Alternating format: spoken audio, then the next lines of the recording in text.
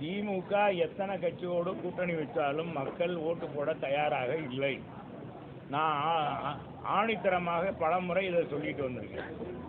மக்கள் இன்றைக்கு இந்த ஆட்சியினுடைய அவலங்களை எண்ணி மிகப்பெரிய அளவுக்கு வேதனை, ஏறி இருக்க விலைவாசிகள், நடக்கிற சட்ட ஒழுங்கு பிரச்சனை, இதையெல்லாம் பார்த்து மக்கள் ரொம்பவும் கொதித்து போயிருக்காங்க. இந்த ஆட்சியை மாற்றணும்னு களத்தில் எடுத்துக்கிட்டிங்கன்னா எப்பவுமே அண்ணா திமுக திமுக என்ற இரண்டு பெரும் கட்சிகளை தலைமையில் தான் மக்கள் முன்னால் என்ன கலைஞரா அம்மாவான்னு பார்ப்பாங்க, புரட்சி தலைவி அம்மாவான்னு பார்ப்பாங்க.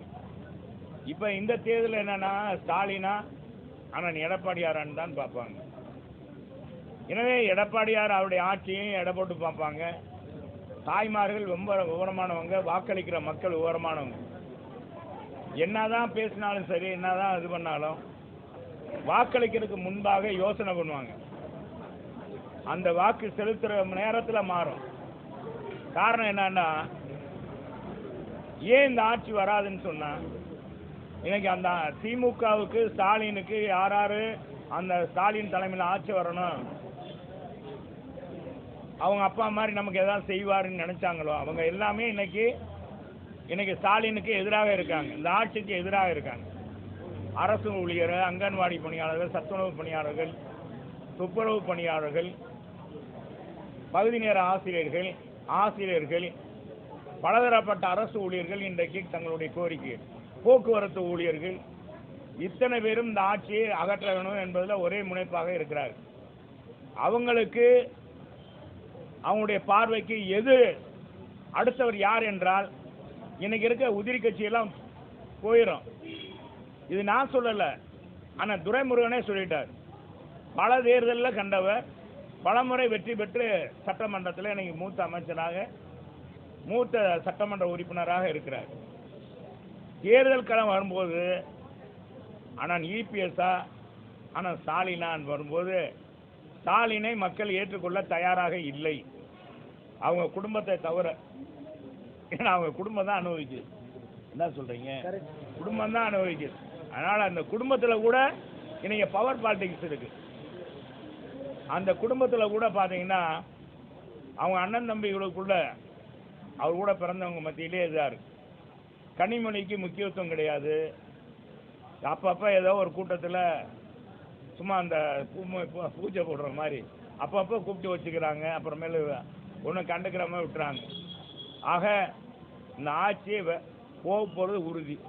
எத்தனை கட்சி கூட்டணி இருந்தாலும் சரி, நீங்கள் கேட்டீங்களா இன்னைக்கு அவங்க தலைமையில் இவங்க தலைமையிலன்னு சொல்கிறாங்கல்ல, எவங்க தலைமையில் நடந்தாலும் சரி, தலைமைன்றது அண்ணா திமுக திமுக தலைமை தான் மக்கள் பார்ப்பாங்க. குறைவாகவே இல்லை. அதுக்கு எங்கள் பொதுச்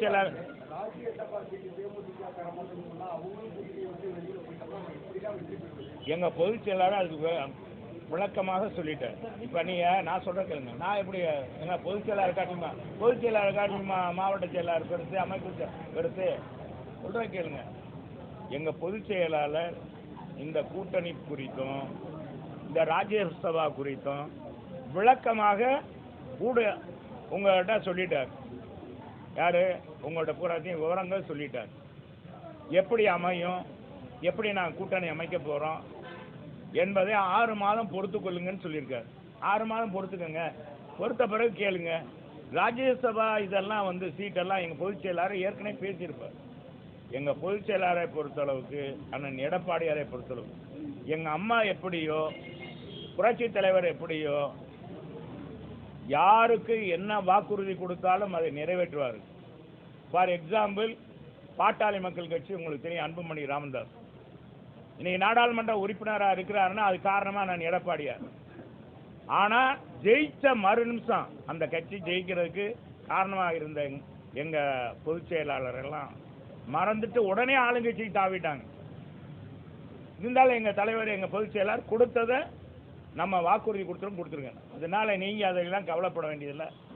எங்கள் தோழமை கட்சிகள் எங்கள் கூட இருக்கவங்கள எப்படி அரவணைச்சு போகணுன்னு எங்கள் பொதுச் செயலாளருக்கு தெரியும். எங்கள் தலைவர் புரட்சி தலைவர் வழியில் அண்ணன் எடப்பாடியார் மிக அற்புதமாக கழகத்தை வழிநடத்தி கொண்டிருக்கிறார்.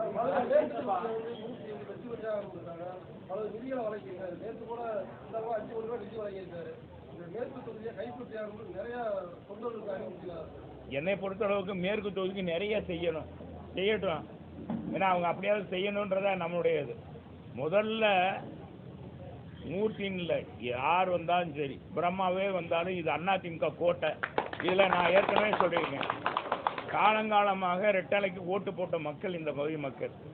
ரெண்டாவது, இன்னைக்கு வரம்பு மீறி அவர் அமைச்சராக இருக்கிறதுனால இன்னைக்கு அரசு அதிகாரிகளை வச்சுக்கிட்டு திமுககாரங்களை உட்கார வச்சுக்கிட்டு திமுக நிர்வாகிகளை வச்சுக்கிட்டு ஆய்வு பண்ணுறதெல்லாம் இதெல்லாம் மோசமான நடவடிக்கை. இது மாதிரி யாருமே இது மாதிரி அத்துமீறி செஞ்சதில்லை. அதே மாதிரி பார்த்தீங்கன்னா நேற்று 64வது வார்டில் அந்த மக்கள் குறை தீர்க்கும் நாள் கூட்டம் நடக்குது. தேர்ந்தெடுக்கப்பட்ட மாமன்ற உறுப்பினருக்கு எந்த அழைப்பும் கொடுக்கல. அது மாண்புமிகு எதிர்க்கட்சி தலைவராக வேற மாநகராட்சியில் இருக்காரு. அவர் அதிமுக உறுப்பினர் என்ற அடிப்படையில் மட்டுமே இந்த ஆட்சியாளர்கள் இந்த மாதிரி நடக்கிறது, அதிகாரிகள் துணை போவது வன்மையாக கண்டிக்கிறோம்.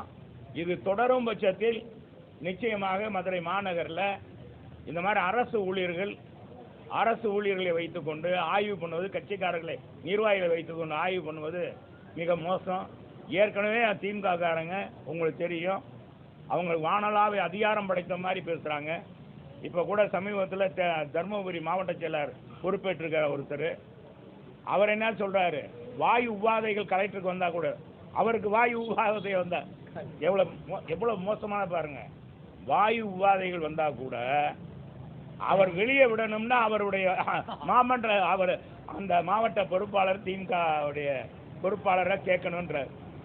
எவ்வளவு மோசமாக அதிகாரம்.